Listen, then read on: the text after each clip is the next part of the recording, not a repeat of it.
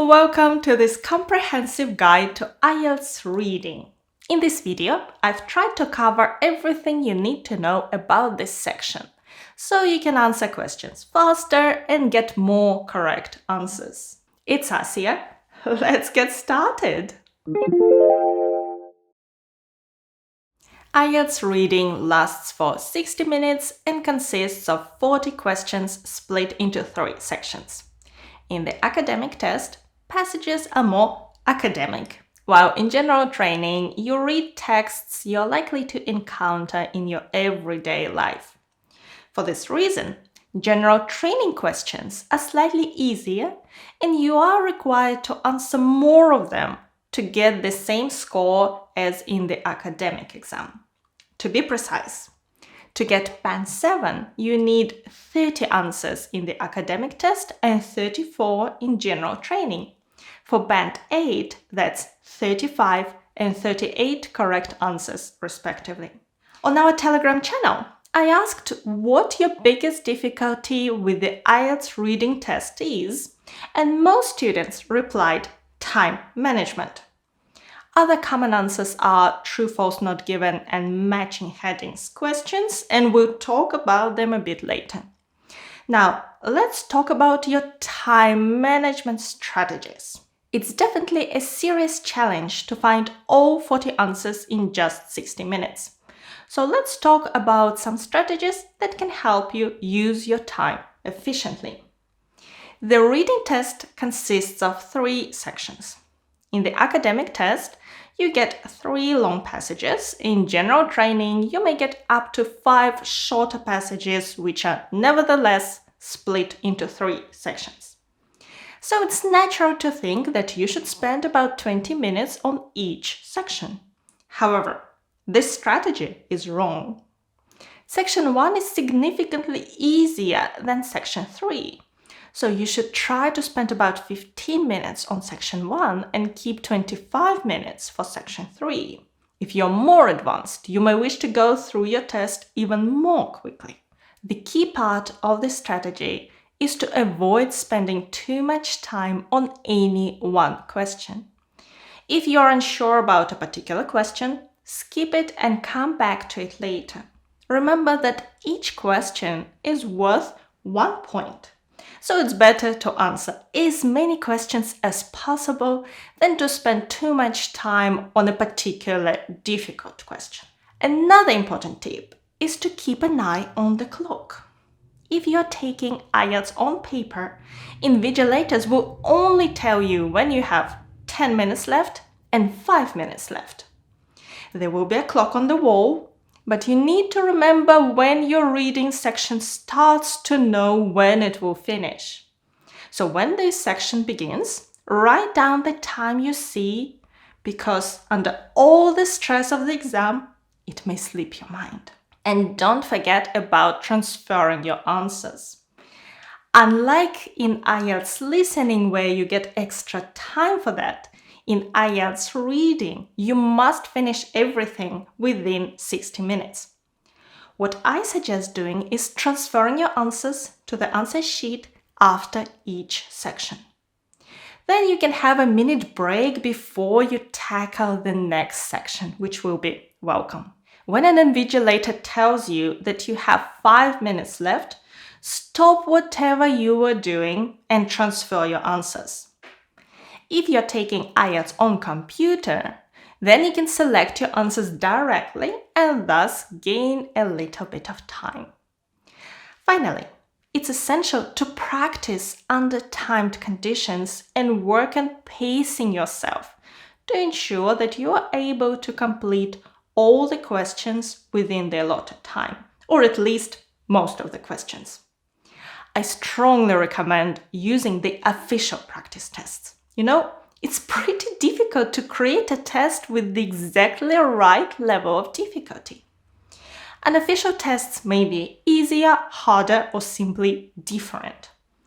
To practice in exam-like conditions, use Cambridge English practice tests. Any recent book from number 15 and up will do. There are several official practice tests which you can take for free online. Some of them are slightly old but still useful for learning the test format. You can find links to all these tests and all other resources I'm going to mention in this video in my IELTS study plan. It's a free PDF guide, which I'll link in the description below. The next difficulty in IELTS reading is that there is a lot to read, particularly if you take IELTS Academic. That's why I'd like to talk to you about the strategies for approaching the passages. There are two main strategies in IELTS reading: text first and questions first. Those who are confident with their English skills and can read the long passage quickly and understand it well may like the text first strategy. If you read the text first and then the questions, you have to go back into the passage to look up your answers.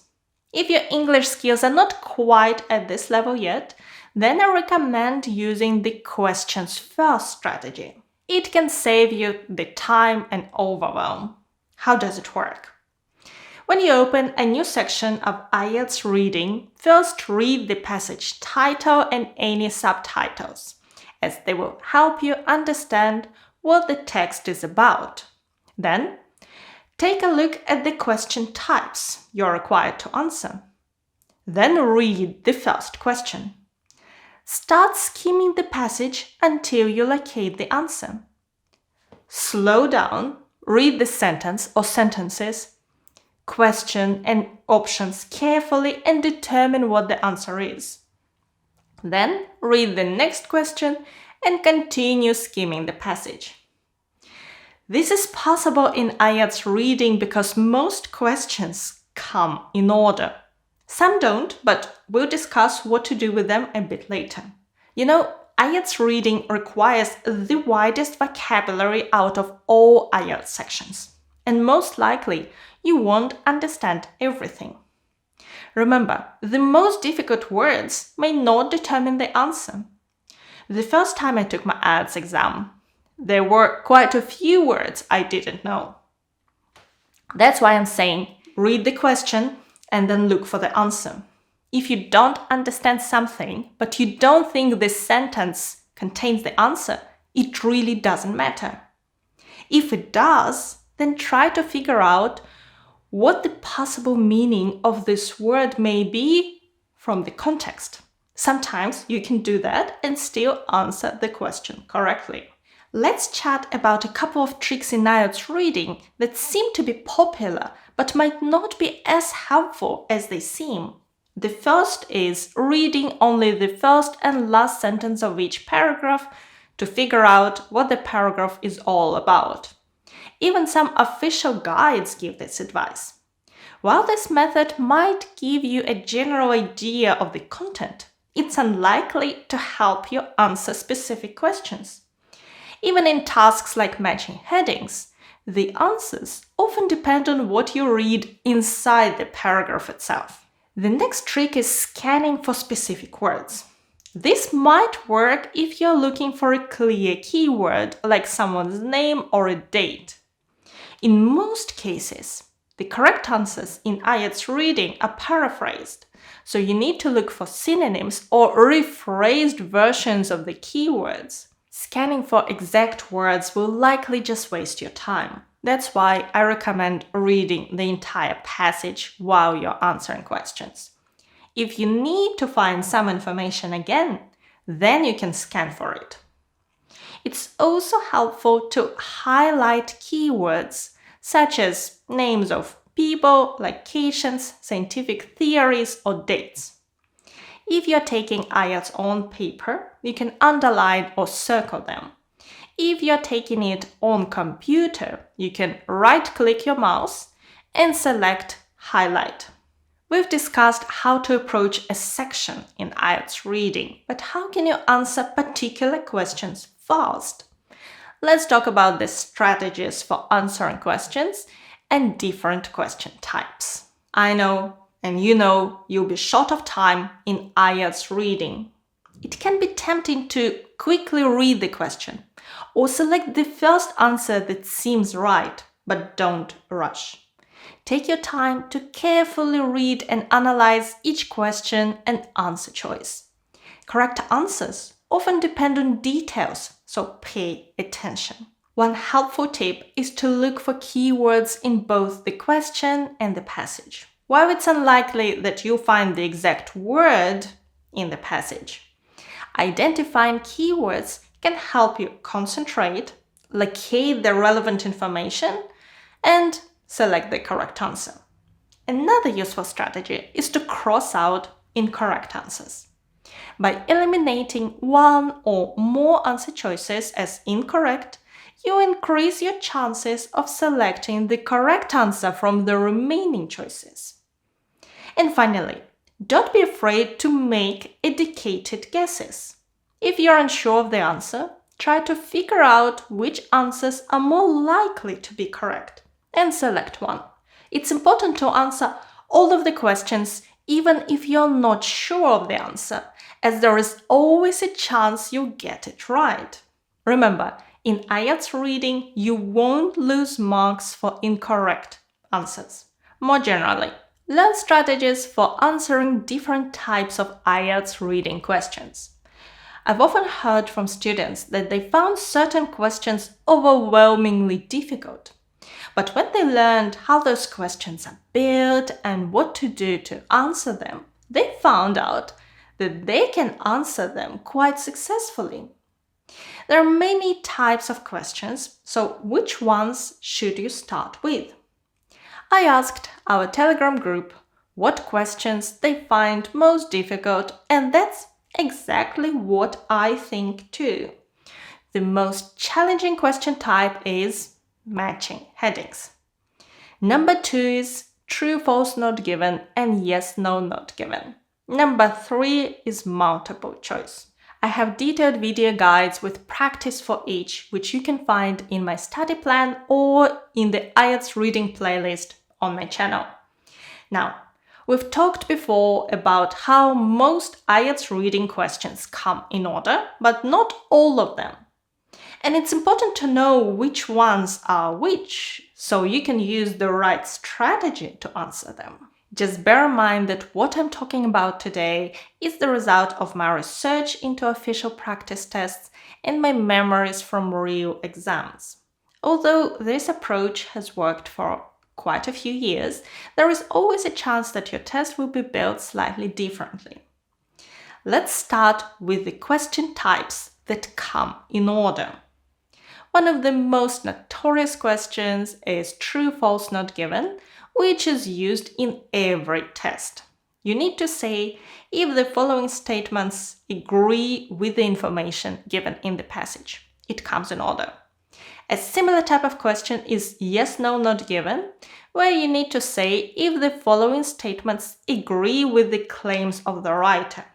Generally, the answers do come in order, but occasionally they may not, especially if you get this task at the very end of the reading section. By the way, don't worry about writing anything down. You can download the images with all the question types that come in order and not in order on our Telegram channel. I'll link it in the description. Another common type of task is fill in the blanks, where you need to complete the notes, summary, or table with 1 or 2 missing words from the passage. They come in order. There are also multiple choice questions with 4 options and 1 correct answer. They are in order, but sometimes you need to find 2 correct answers out of 5 options, and those may not be in order. Sentence endings is another question type on our list, where you need to complete each sentence with the correct ending. This is the only matching question that comes in order. Now let's move on to the questions that do not come in order. The best known and most feared of all IELTS questions is matching headings, where you need to choose the correct heading for each section from the list of headings below. A similar type of task is matching paragraphs, where you need to identify which paragraph or section contains the following information. So these questions are not in order. Instead, what you can do is read the first paragraph, read all the options, find the right answer, then read the next paragraph, and so on.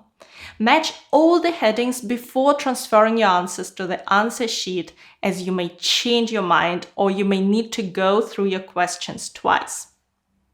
Matching information. Quite often you need to match surnames of people to what they did, like in this task.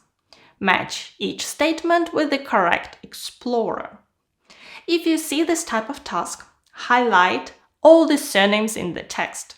Then you'll be able to quickly find the part of the text where the answer is located. Next, multiple choice questions with 5 options and 2 correct answers. Some of these come in order, some don't, it varies. Finally, the questions at the end of the reading test. If you have a couple of questions of a different type at the very end of section 3, they may not come in order, even if this type of questions usually does. For example, yes, no, not given questions at the end may not be in order. And don't forget to download the images with the list of questions on our Telegram. The link is below. While we've talked about a number of strategies for answering more questions in 60 minutes, it's important to remember that your score ultimately depends on your reading skills. So here are 3 ways to improve your reading skills. Firstly, learn from your mistakes. After completing a practice test, go back and review the questions you answered incorrectly. This can help you identify patterns in your mistakes and learn from them.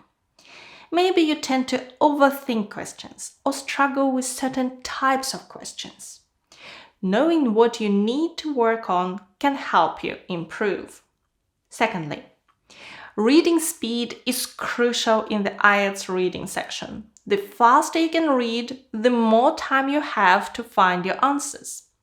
One way to improve your reading speed is to read in English every day. Even if it's just a few pages or an article, anything in English can help.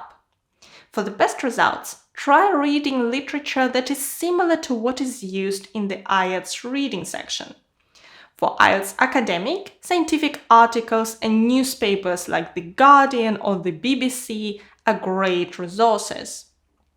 For general training, read instructions, job applications, and other everyday English materials.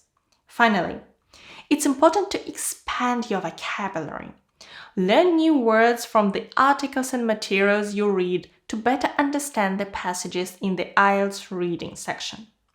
While improving your reading speed and vocabulary isn't a quick fix, it's a fundamental solution that can take your English to the next level and help you achieve your goals beyond the IELTS exam. But let's get back to the nitty-gritty of the IELTS reading test. Which test should you take, computer or paper? Let me give you a quick demonstration. What I like about IELTS on computer is that you can see the passage and questions side by side on a large monitor. This makes it much more convenient as you don't have to constantly turn pages. You can also highlight keywords in the passage and questions which can help you quickly locate the information you need. And time management is easier on the computer-based test. The timer is right there on the screen, and actually you can see seconds if you hover your mouse over it. Selecting answers is also easier on the computer-based test. You can simply click on the answer you want, and you don't need to transfer them to the answer sheet, which can save you time. You can also copy and paste words. Just press Ctrl+C to copy and Ctrl+V to paste, but let me quickly disappoint you. Ctrl+F for search doesn't work. You can mark questions to review to return to them later. I personally prefer taking IELTS reading on computer, but I guess it all depends on IELTS writing and whether you're better at typing on a keyboard or writing with a pencil. This practice test is available on the IDP website and linked in the description. What's next? We've discussed that you should learn strategies for the most complex types of tasks. And I cover the top 5 tasks in IELTS reading in this video here, where you can learn the strategies and practice implementing what you've learned straight away. Thank you so much for watching me today. Good luck with your preparation and your exam. Bye!